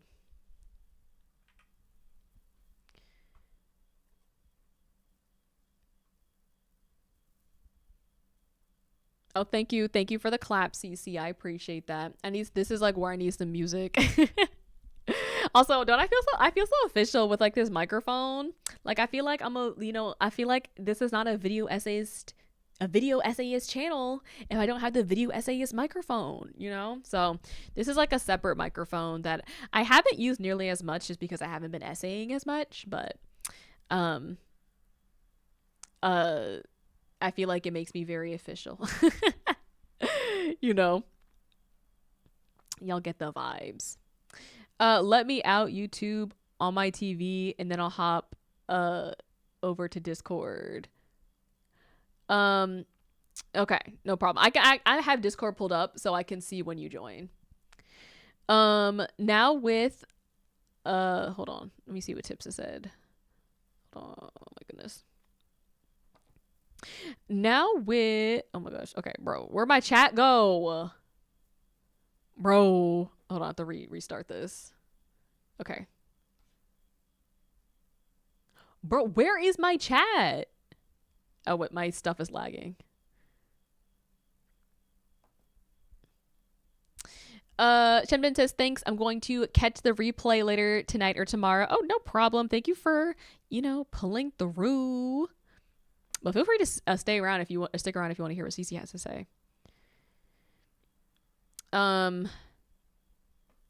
And then Tips, hold on. I can see like y'all on this monitor a little bit, but like for some reason it's not showing up on my laptop here. Now with Ozempic, Wegovy, etc., it seems like there's going to be even fewer fat people representation in media than there is now, as if it were even possible. Yeah, I feel like it's kind of like what I was saying about like fat phobia kind of feels like a kind of like eugenics in a way where it's like, not that eugenics is funny, but it's like, it's something that actually, it was Virgie Tovar said in the New York Times documentary, if any of y'all want to check that out. But it's like Ozempic and like these GLP-1 medications are basically kind of like a glamour, like a more medicalized diet, because I learned that Ozempic, basically what it does is it restricts your food intake. So it like,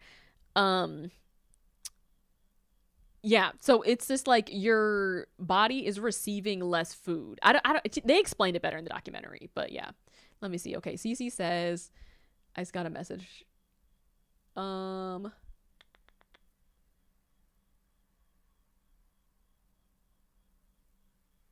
okay. Let me join. Hi, can you hear me?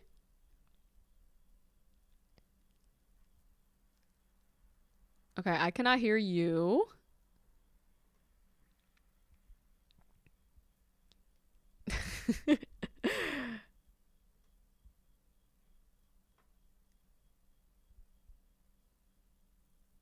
I'll give it a second.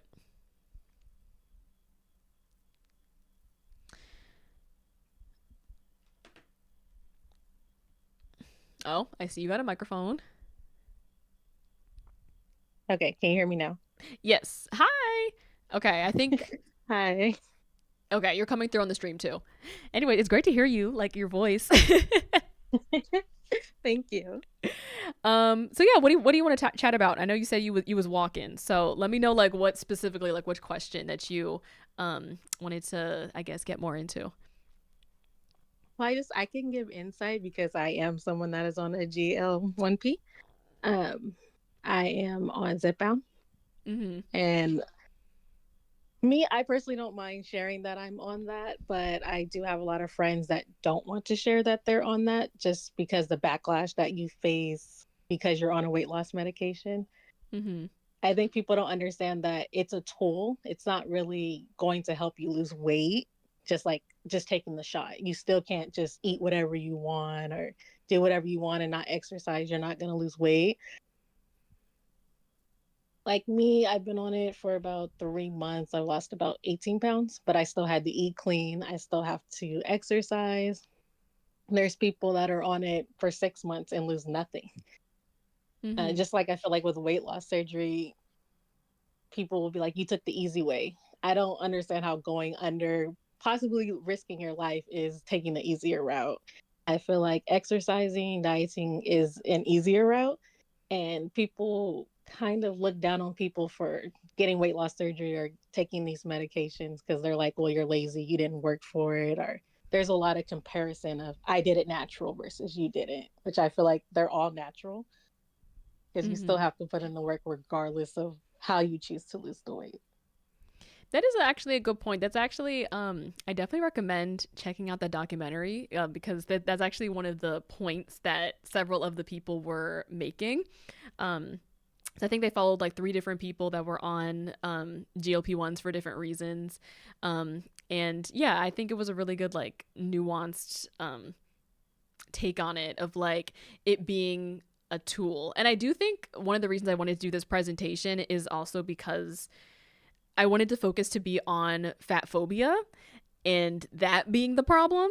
Obviously, people take, everybody has their own like health journey of like why they're losing weight and things like that. So I didn't want that to be the focus of like this presentation. But yeah, I do appreciate you for like sharing that. And it definitely can be like a tool to like reach your goals, for your health.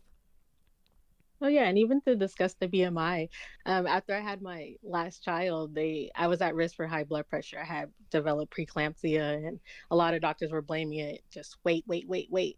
Mm-hmm. And I'm like, I just changed a little bit of my diet. This is before I even started the weight loss medication, and my blood pressure is good. I'm not on blood pressure meds or anything. And I know people smaller than me that are on blood pressure medications. It had nothing to do with their BMI. That's Yeah. just what happened. They just developed high blood pressure just from maybe their diet. Maybe they didn't gain weight, but eating a Yeah. lot of salt and everything. But it's just always your weight is everything. Even when I go to the doctor now and I'm discussing things with her, and she'll be like, well, weight causes all of these things. And I'm like, no, I mean, I know people that are skinny that are diabetic. And Yeah. if we're just going to say you're at risk for diabetes because you're bigger, I know bigger people that are not diabetic, do not have heart problems. And then also, I watch a lot of 600 Pound Life. And Mm-hmm. that's where I say like the mental illness comes into it because a lot of these people that are on the show talk about things that happen in their childhood and how it affects them and they never dealt with it. So food is comfort. Food has been there for them in ways that people haven't. Mm-hmm. And people just, they're like, you're lazy. But I'm like, no, they have a mental thing going on. They're fighting daily with no help. Yeah. And that's why I kind of want to take on that social work because I feel like I can advocate for these people because nobody is. They're just looking at them like they're fat and lazy. And that's not the case for a lot of people. Yeah. So, you said a lot of great things, but definitely, I feel like it's like with I feel like when it comes to like fat people, I feel like fatness is like one of the only things where it's like where we see it as like you must have done this to yourself. Like this is a self-inflicted problem, and I feel like we don't look at other conditions that same way. Like we're not like, oh well, you must have caused just your own cancer, but we see people who are like larger and it's like, oh well, you must have caused these problems, to yourself. So I think it's definitely important to like take a step back and look at things more holistically, and all like the different factors that contribute to like why somebody might have the body that they do. And also, you can't, like you were saying, like you cannot just look at somebody and tell if they're skinny or if they're healthy or not. You know, they could be skinny and have, you know, problems as well, so health challenges. So that's definitely important.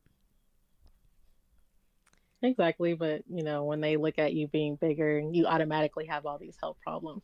And I'm like, I'm on TikTok, I'm like, I see some of these bigger girls dancing, hitting the splits, and I'm like, I can't do that. You know, Uh-huh. they're like 300 pounds and they're more athletic than I am. Mm-hmm. So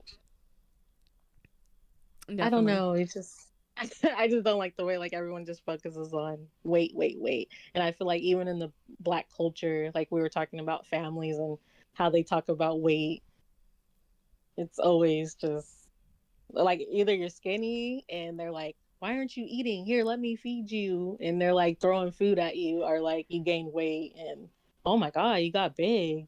Uh-huh. Like what You you know, told me to eat. Yeah. Like you can never like be like, there's never like a quote unquote good weight. There's always gonna be somebody that has something to say. oh yeah. And then I hate the term happy weight. I thought you never heard of that. What is that? Happy weight. So like they'll say you got in a relationship and you both just started gaining weight because you're Oh yeah. happy or like something good happened in your life and you're just gaining weight. So they're like, oh, that's happy weight. You know, Uh-huh. and I'm like, Like you gained the freshman no. 15, you started college. You're hanging They're like, out. you graduated and then they just let themselves go and you know, they're happy. Like it's kind of like your comfortable weight is what I consider when they say happy weight. Like, oh, they're comfortable. Mm-hmm. But they're still calling you fat, but they're just like, you're comfortable. Mm-hmm. Yeah, it's kind of like the term like letting yourself go. And I feel like that doesn't have to be a negative thing. Like, I would love to be, you know, letting yourself go. We can reframe that as a positive thing. How about I'm letting myself go from feeling like I always have to look a certain type of way, or have to restrict what I eat, or, you know, can only wear certain things. Like, well, letting yourself go should be a positive thing, in my opinion. Exactly. But you know, society made you feel like you have to be a certain way. Like I'm in a group with a lot of ladies that are on Zepbound and a lot of them, like one lady, she takes her scale everywhere she goes. And I'm like, why? She But weighs herself she's got every it in day. the car. Yes. She says she takes her scale everywhere. Like she weighs herself after she eats to see how much she weighs. And then when she goes home, she'll weigh herself again. Like she's constantly just focused on the number. Mm-hmm. And I'm like, your weight fluctuates, but it's like society made you feel like, oh my God, I gained 2 pounds. Like, oh, like it's the end of the world. And I'm like, no, your weight fluctuates all throughout the day, you know, but it just Mm-hmm. shows how it's mentally affecting people. Like, and Yeah. then you look at people that are on the shot, like maybe they could weigh like 140. And we're like, well, why are you taking this medication? With that body dysmorphia comes in too, of I have to be smaller than that. Like, I have a friend that was 240. She's about 140 now, and she still feels like she's fat. Like she's always putting herself down, like I'm fat, I'm fat. And I'm like, girl, I'm bigger than you, but she'll like tell me, like, oh, you're losing weight, you look so good. You're not fat, don't call yourself that. And I'm like, you're calling yourself that. And you're Uh-huh. 140, you know, you're really small. Where it's like concerning now. Like her wanting to lose weight so much. Mm. And I think it's like, you know, like those social stigmas that's like contributing to it. Because if it was really about health, there would be other like determinants or other outcomes that are not just determined on like the scale, you know? Exactly. Yeah. Well, okay. I really appreciate you tuning in. It was great hearing your Oh yeah, voice. no problem. um, yeah. Sounds good. I'm gonna go ahead and end And I out this enjoyed our stream. chat. It was nice. Yes. All right. See you later. Bye. All right, bye. Okay. That was actually fun. I should do that again. Ooh, like calling like I'm doing a radio show or something. Okay. Anyways, I'm gonna go ahead and end this essay off right here. Thank you guys again for tuning in. Like I said, go ahead and engage with the video. If you're watching this back, please leave a comment. That definitely helps. these algorithms get on my damn nerves. So yeah. Also, can we take a moment to appreciate this hair, because I think it's kind of cute. Listen, I need to take my braids out like really bad, so I'm trying to like hide the new growth in any way possible, but like I feel like this is kind of cute. I don't know, one of my buns is kind of lopsided, like one is bigger than the other, but anyways, I think it's kind of cute. Also, my makeup kind of eats. You can't really see it because I'm 4-eyed, I have to wear glasses, but I felt like it kind of eats today. Okay, but that's basically it. Thank you guys again. I will be back on my plan. My next plan is to start Until Dawn for spooky season. So that's the next thing I want to stream. But my plan is to try to go live this weekend with an Until Dawn stream. But that's going to be the next game that we play. I want to start spooky season a little bit early. So yeah, I'll see you guys for that. All right. Bye, you guys. Thank you all again.